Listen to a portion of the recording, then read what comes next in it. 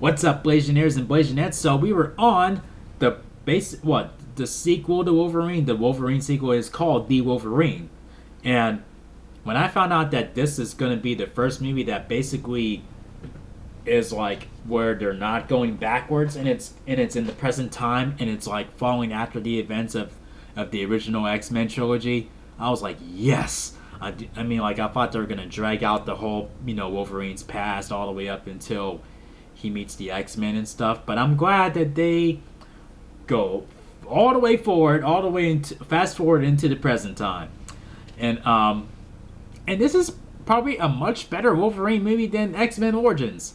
I mean, it feels more solid and and the story is more interesting, and I mean, it's just a much more interesting story, even though there were some flaws, like with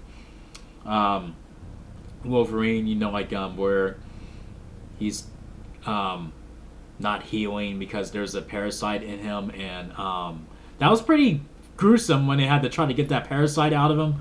Oh man!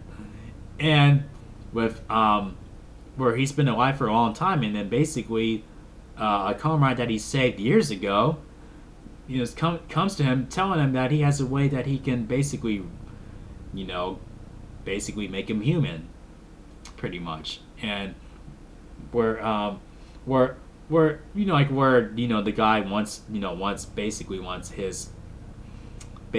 his abilities. He wants his powers, pretty much, and this and in the samurai, I thought it was okay all the way up until it was pretty random and intense when he cut his claws, and then the adamantium claws. I'm like, well, damn. I mean, like, it didn't really bug me, but I can see why some people would have a problem with it. But I mean, it did kick up, it did basically shake things up and make you afraid of, fear for Wolverine's life. That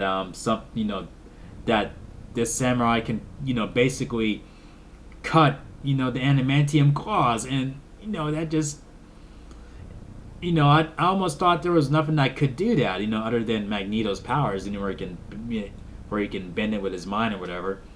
But this was intense, and then you find out that it's basically the same guy who who Wolverine saved, and he's trying to take his powers by force, and it's pretty wild. And I wish they didn't confirm. I wish Bryan Singer did not confirm that he was coming back and making an X-Men sequel. They could have left that all under wraps until this movie came out, and then they had the end credit scene that came up, and you're like, wait, does this mean that? And then he confirms after this movie came out, I'm gonna direct the next X-Men movie, and it's gonna be a sequel. So this left that ending end credit scene got you ready for it, but I much rather if they left that as a surprise, And I gotta say, that train sequence where they had to fight on top of the train, not quite as entertaining as Spider-Man 2, but it was still pretty damn cool. And but yeah, with that all being said, this gets let's see. I would give it 3.5 chair spins out of 5. So here we go. 1, 2, 3.5 chair spins. So yeah, so wow, I mean, like, I'm getting through these movies like crazy. So yeah, if you guys enjoy my review on the Wolverine, make sure you thumb up the video and make sure you click subscribe if you're newbie to the channel. Thank you for watching, and I will see you guys in the next video. Peace out, y'all.